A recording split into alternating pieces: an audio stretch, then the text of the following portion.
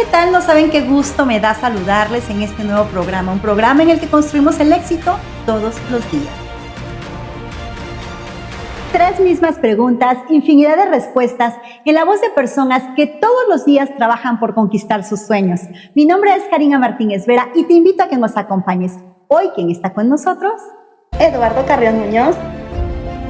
Con 38 años de edad, es abogado, administrador, conferencista y doctor en innovación y gestión educativa, escritor de 9 libros publicados, International Headmaster del corporativo de inteligencia Educa.com, director ejecutivo del Centro Educativo de Veracruz Siglo XXI, CEBER Siglo XXI, rector en eUniversity, presidente mundial honorario de la Unión Hispano-Mundial de Escritores, impulsor de la estrategia Educación por la Paz, miembro de la Alianza Internacional Universitaria por la Paz, miembro de la Embajada Mundial de Activistas por la Paz, firmante del Pacto Mundial de las Naciones Unidas en 2 ocasiones, es miembro de honor de la Cámara Internacional de Conferencistas, secretario de Educación del Comité Nacional Convicción Mexicana. Fue rector de la Universidad Politécnica de Huatusco de 2015 a 2018.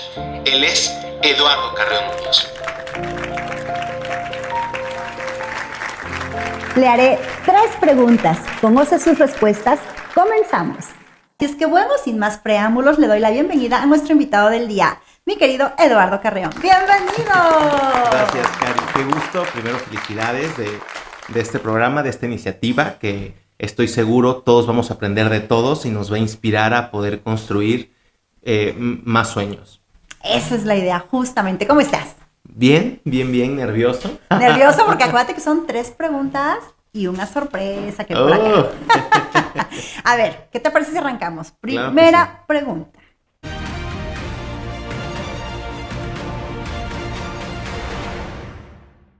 ¡Chalalán! ¿Cuál ha sido el logro más importante de tu vida? El que tú dices es mi mayor éxito hasta este momento.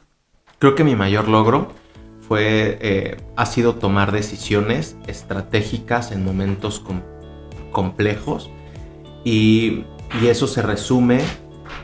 Hay cosas que son como regalos de Dios y la vida te los pone y uno construye en base a sentimientos eso, y es la familia, son los hijos, en este caso es Azul, pero no quisiera confundir a la audiencia diciendo que Azul es un logro. No, es resultado de mucho amor y es algo que es distinto, es algo que guardo de manera especial.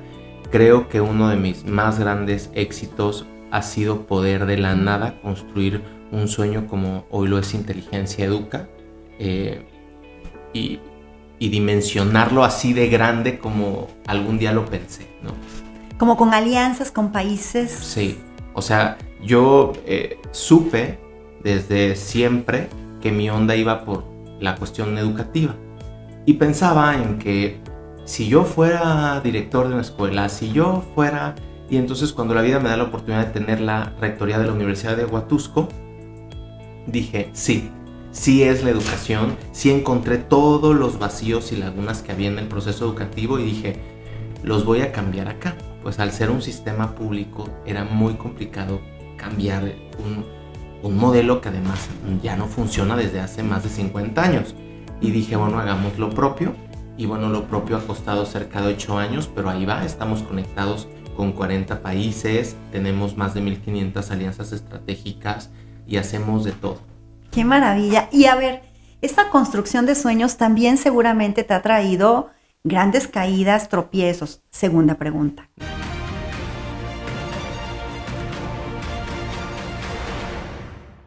¿Cuál es el reto más grande que has superado? O sea, la dificultad más grande o el obstáculo más grande con el que te has topado en la vida.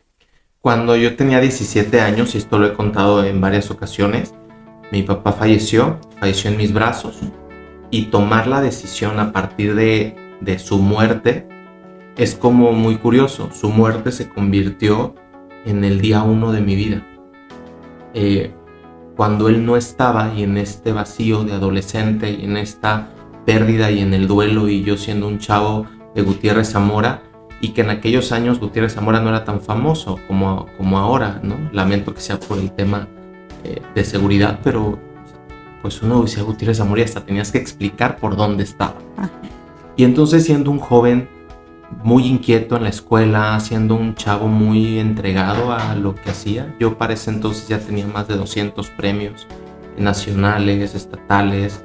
¿En qué? ¿En oratoria? En oratoria, en proyectos tecnológicos. Me metí en un área de inventar cosas, hice 2 productos que ganaron estatales, nos fuimos a nacionales, en composición literaria, en cuento, y empecé como a tocar todo lo que tenía que ver con el arte, la danza, la pintura, la literatura. Ahí descubrí que quería escribir y hoy tengo 9 libros publicados. Pero justo la muerte de papá, cuando yo lo miro a los ojos y él me está mirando y fue esa mirada de adiós, fue muy difícil para mí porque yo lo tenía aquí en mis brazos y a mi alrededor estaba toda mi familia en un momento muy complejo, y venía mi salida de la prepa y yo tenía que estudiar, y me pasó algo muy difícil porque como eres joven no hay conciencia de muchas cosas, pero sí hubo mucha responsabilidad en ese entonces cuando yo dije, pues yo quiero estudiar, yo quiero salir adelante, yo quiero ser alguien. Después entendí, cambié mi percepción sobre el qué es ser alguien, pero en ese momento yo entendía a lo que me refería. Quería salir adelante. Y mamá me dijo, no, te vas a tener que esperar 1 año, las cosas no están bien, tu papá dejó hecho un revoltijo todo, no hubo... Y empezó un problema familiar que fue de esos problemas familiares después de que alguien fallece que parecen interminables. Que es por herencia, que es porque yo quiero esto, tú quieres lo otro. Y que mira, falleció hace 22 años, la gente ya hizo cuenta. Ya hicimos cuentas. Falleció hace 22 años y los problemas legales no se han concluido.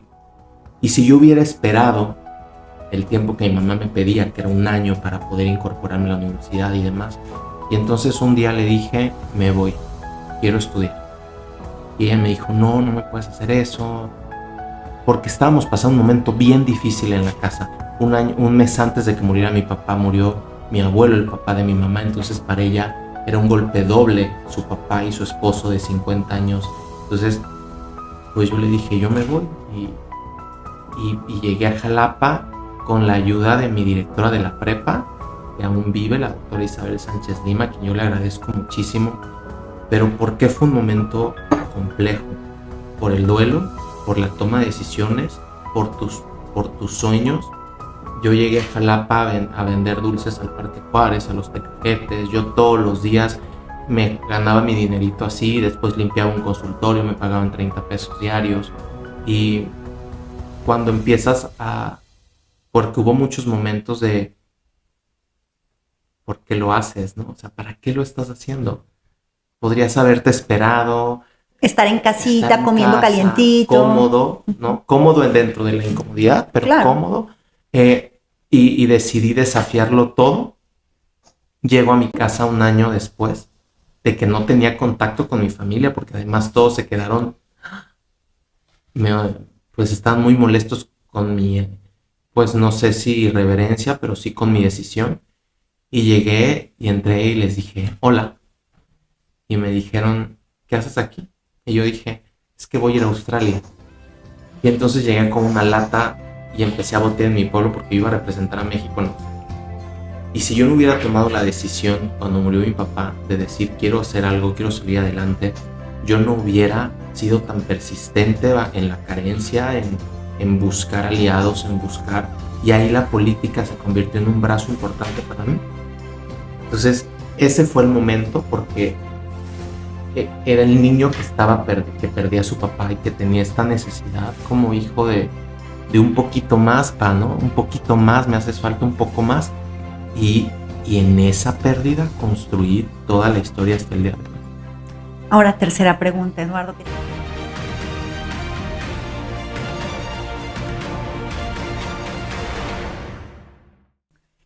¿Cuáles son esos elementos, valores o características que te hacen a ti afrontar esa situación tan difícil en tu vida? Creo que Uno de los valores que siempre me ha caracterizado, soy un hombre muy generoso, excesivamente confiado, soy muy persistente, creo en el sueño y en el poder de los sueños. Alguna vez supe que era importante soñar y salí en busca de mi sueño, que era estudiar una carrera, y en esa búsqueda de ser abogado encontré otros retos y toda mi vida fueron sueños de que sí representé a mi país y decidí hacerlo en el lugar más lejos que podía, que era Australia. Después, buscando un sueño, me mandaron de intercambio a Alemania a estudiar con los jóvenes líderes más importantes del mundo, y buscando un sueño que era compartir la muerte de mi padre, surge mi primer libro y me inspira más. Y siempre he sido como muy persistente. El tema de Educa, incluso mis amigos, gente de la familia, sé que hay momentos en el que han dicho, no, ¿cómo lo va a hacer él? ¿No? Y te nombran otras escuelas y otras marcas y te dicen, no, ¿cómo vas a estar? ¿Y cómo vas a competir con? Y entonces cuando te das cuenta que haces incluso cosas que muchas de esas instituciones ni no siquiera hacen. están haciendo. Exacto. Claro. Entonces yo me emociono y he construido un reino de muchos sueños y muchas realidades. Alguna vez alguien me dijo que los grandes talentos de la humanidad fueron primero grandes soñadores. Los llamaron locos y fueron desafiando su día a día. Y creo que una de las características que me caracterizan, o de estos valores, es que soy un hombre excesivamente amoroso con su entorno, con lo que hace.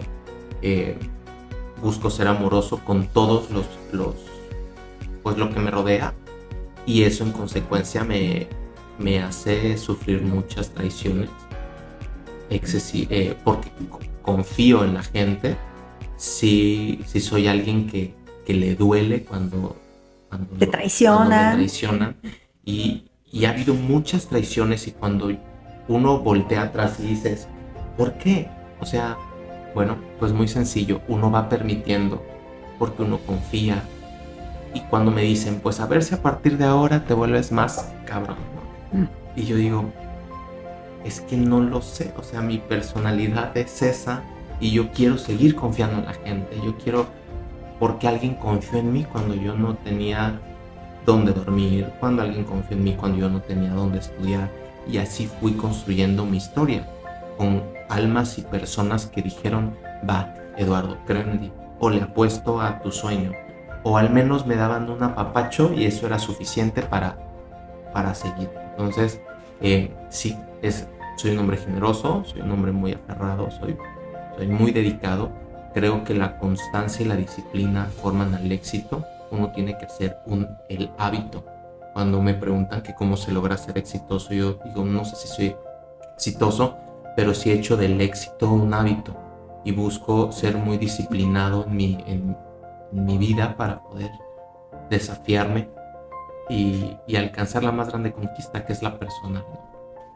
Qué hermoso, Eduardo. Pues mira, te tengo una sorpresa. Venga. 3 sobres, cada uno tiene una pregunta específica, son diferentes. Obvio, tú no las has visto, así es que elige y yo te leo. Voy a escoger la azul por mi hija. Por tu hija. Ah, es verdad, y no era plan con maña, ¿eh? A ver, sí, es cierto. dice. Por cierto, le mandamos saludos a Azul. Un besito. Claro.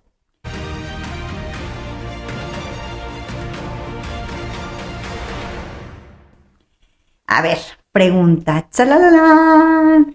A ver, ¿cuál es tu enfoque para tomar decisiones importantes en tu vida y carrera? La respiración. El más grande enfoque que hago es respirar antes de tomar decisiones.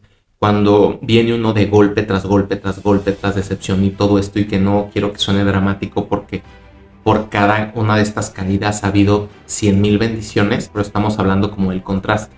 Entonces, sí es la respiración. Me gusta tomar decisiones.